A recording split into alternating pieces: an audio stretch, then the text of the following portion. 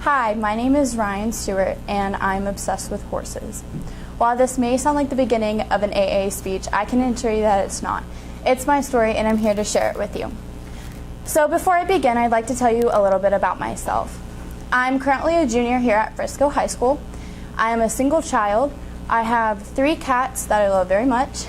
I'm a volunteer at a horse ranch called CNC Colt Company. I started barrel racing a couple weeks ago. I had my first lesson and I fell in love with it.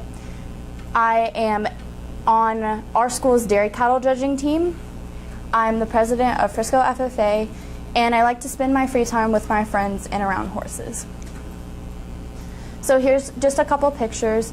On the left is me and my best friend Alex. In the middle is a picture of where I work. They have about 60 acres there, and they have about 30 horses on property, so I always have stuff to do and I learn a lot.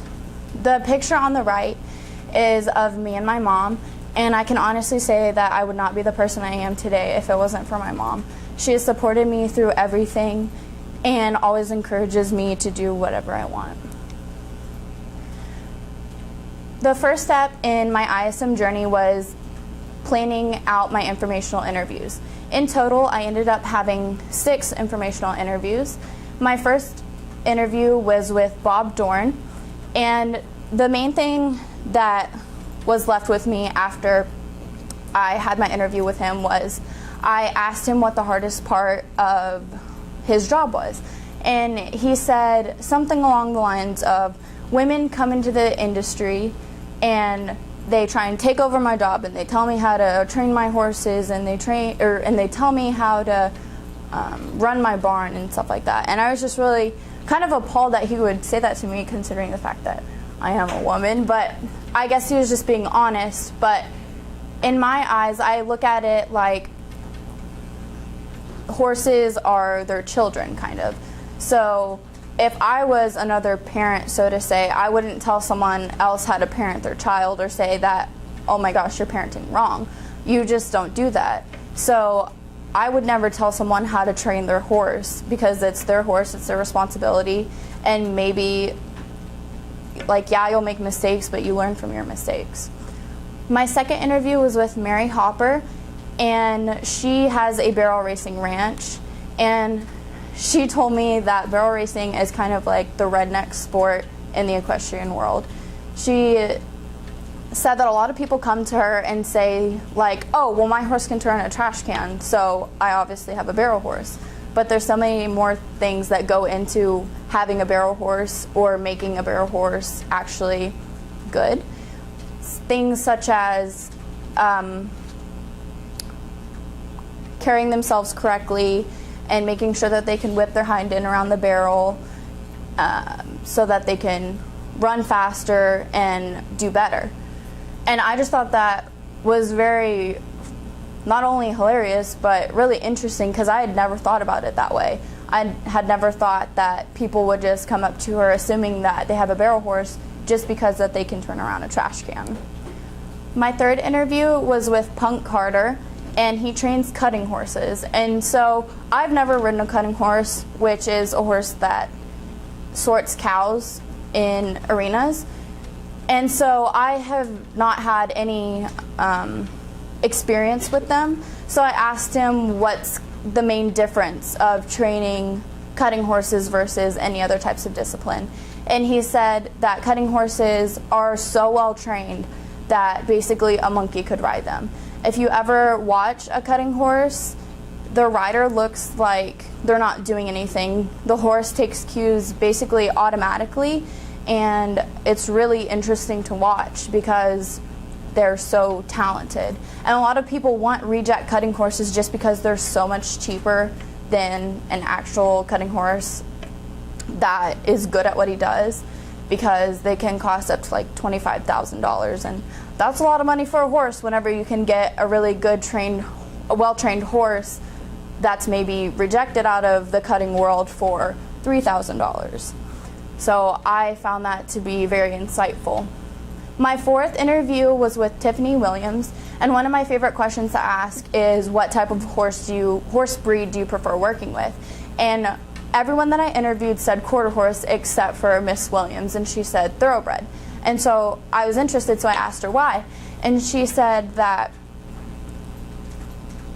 thoroughbreds often are racehorses, and so they come off the track and all they've done is run their entire life, and they don't really know anything else to do. They don't know how to relax or just like chill out. So she likes to take them and kind of give them a new home and rehabilitate them to enjoy the smaller things in life. So she trains jumpers, so she trains them to jump.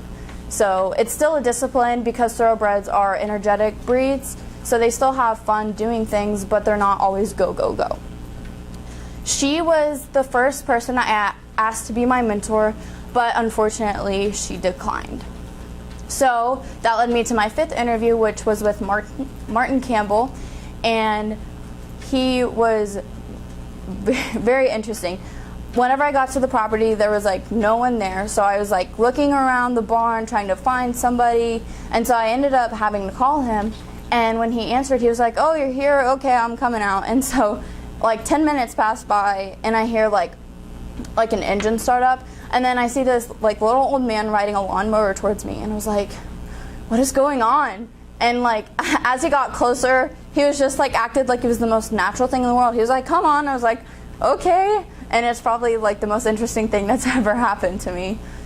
So he was really great. He was an older man, and he had been in the business for a really long time, so he had a lot of good information to give me, and he was probably the most honest out of all of the people that I interviewed, and so I got a lot of good information. My last interview was with Sandy Holt, and she was the only person I interviewed that did all-around training, which is what I would like to do.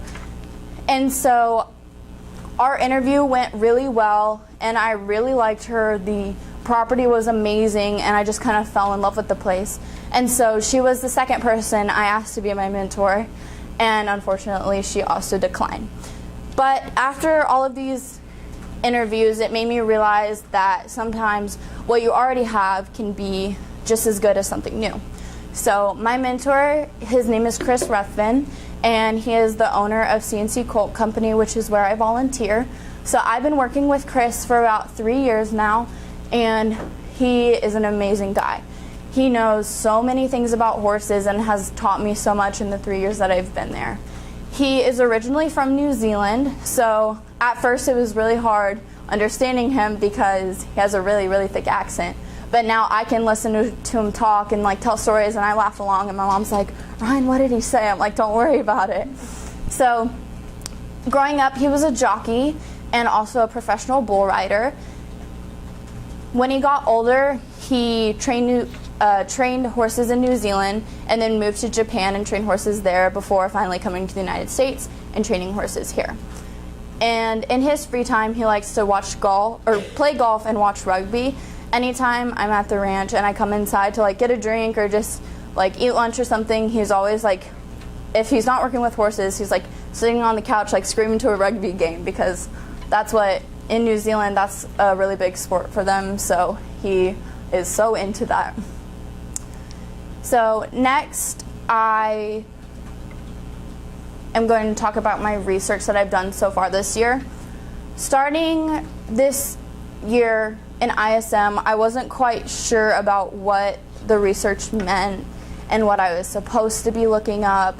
I didn't really understand that I could look up anything I wanted that would benefit me. But as the year has gone on, I've realized that, and so my topics have ranged drastically because it went from random to very specific whenever I figured out what I wanted to do. So I've studied things such as the Mustang Makeover Challenge, horse slaughter, Pat Pirelli, Liberty Training, Personality, Jillian Kreinbring, and buying your first horse. Out of all these topics, two really stood out to me that I'd like to expand on. The first one is buying your own horse, and I ride horses and I work at a horse ranch, and I think that I would know, like, oh, of course buying a horse is expensive, but I really didn't know everything that goes into the cost. Cost is like the number one thing that people don't understand when buying horses, especially first-time horse buyers. They just think like, oh, I'll have to buy the horse and maybe some food for it. But they're completely oblivious to the costs that actually exist, such as boarding if you don't have your own barn or land, lessons if you're a first-time rider, or maybe your horse is going to be trained for a certain discipline, feed and supplements. So feed for every day, and maybe if your horse has joint problems or hoof problems, you have to feed them supplements so that they're healthy. And also tack and equipment, so anything when you have to ride them, such as saddles, bridles, halters, and equipment. If you barrel race, you need barrels. If you jump, you need jumps. So it gets really expensive. A lot of people joke that buying the horse is the cheapest part, and I couldn't agree more.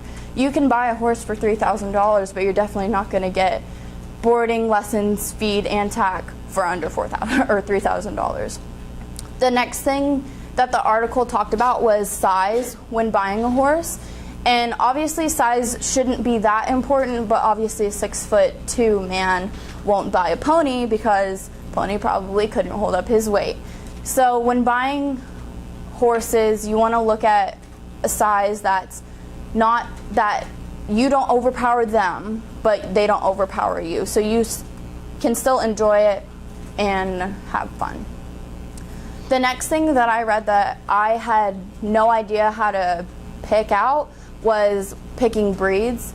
And what just went through my mind is there are hundreds of horse breeds. How do you pick just one when you're going to have this animal for 30 to 40 years? Because they live a really long time. And so even after they retire and you can't ride them anymore, you're not just going to give them away. So you want to have a companion that you want to be with. So for first-time horse buyers, there's two different types of categories or stereotypes. There's more docile and quiet horses versus more energetic horses. Horses such as quarter horses and paints are more docile, but they're also still very athletic, so they can be used for disciplines, but they can also be used for kids. So if your kid wants to barrel race, you could get a quarter horse because they're athletic and they'll run, but they're not going to buck your kid off.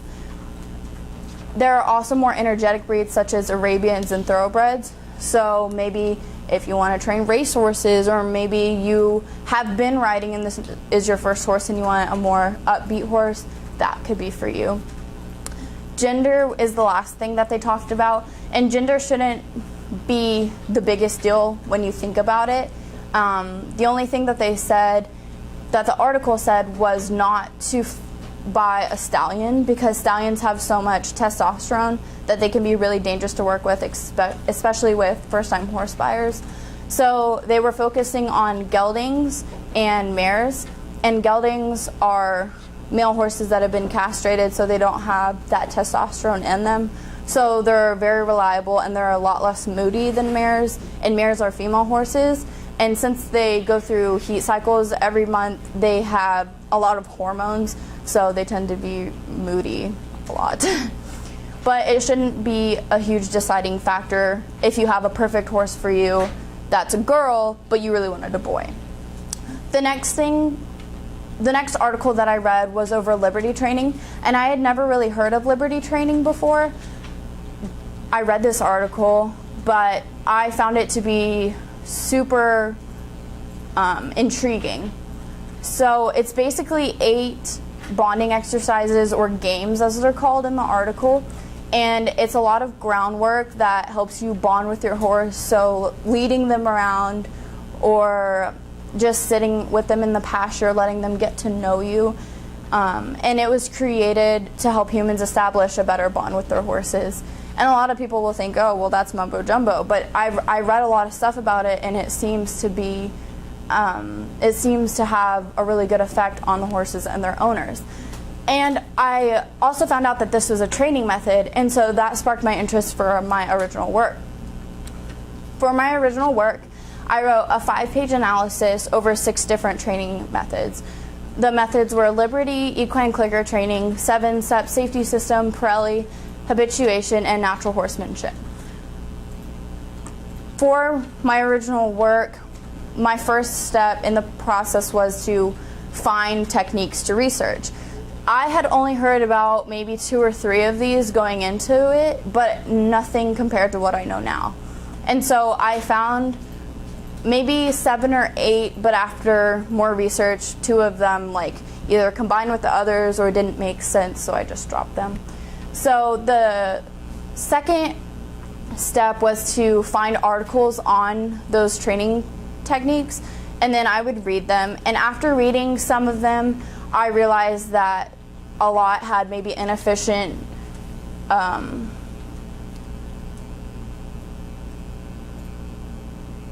information that I didn't need. And so I would just eliminate those articles and then reread the ones that I found helpful. And after that, I wrote my analysis over each different training method. So in each paragraph that I have, it has the description of the process, pros and cons of the method if I could find them, and I incorporated my opinion into it. So I chose this for my original work because I thought I knew training methods, but I really didn't, and so I didn't know anything in the eyes of what I know now. And also I asked Coach Goff for her recommendation, and she told me that she thought that this would be a really good idea. And so I just kind of jumped on it. And so I feel like this can help me definitely in my future career, because now that I know different training methods, I can pick which ones I want to use on the horses that I train. Because going into this, I thought that I would want to use natural horsemanship whenever I have my own ranch. And I still do, but I did not realize that natural horsemanship was a bigger branch of Pirelli and Liberty and equine clicker training. Those are all considered natural horsemanship. And natural horsemanship is the philosophy of working with horses based on their natural instincts and methods of communication. So basically what that means is when you're training them, you're using your body language in ways that they can understand, and methods such as pressure and release, and knowing that they don't learn from fear. And I feel like after all this research that I will definitely be a lot more prepared going into college, knowing a lot more than I did before I did this assessment. Some goals I have for the future is I am looking forward to graduating next year. For college, I'd like to attend Sul Ross University or Texas A&M Commerce. Both of these colleges attracted me to them because they have equine science programs and degrees. I was looking at schools such as Texas Tech and Tarleton State University, but they only had animal science degrees with an emphasis on equine, and so I'd really like to focus on getting an equine degree. So I'd like to do a double major in agribusiness and equine science, and of course I'd like to start my own training business, and am really interested in building and designing my own facility. So to finish my speech, I'd like to share my quote with you that I've gathered from my ISM journey. And my quote is from Pat Pirelli, and it's, "If you always do what you've always done, then you'll always get what you've always got." I like to connect this to both the real world, as in my future job, and for ISM, because in ISM and in my schoolwork, I procrastinate a lot, and I still haven't figured out that if I don't procrastinate, I will actually get my work done. But because I keep procrastinating, I'm still going to end up with the same results. I'm not going to get my stuff in on time, I'm going to have late work, and things like that. But if I were to change and actually do my work as soon as I get it, then I'll get it in earlier on time and get different results. And I can connect this to my future job as well when training horses, because if I use the same technique on every single horse, I'm not always going to get the same result. So if I have a horse that's not listening, but I keep pursuing the same technique, it's not going to work. But if I change the technique and change to accommodate the horse's needs, then I will get a successful product. Thank you so much.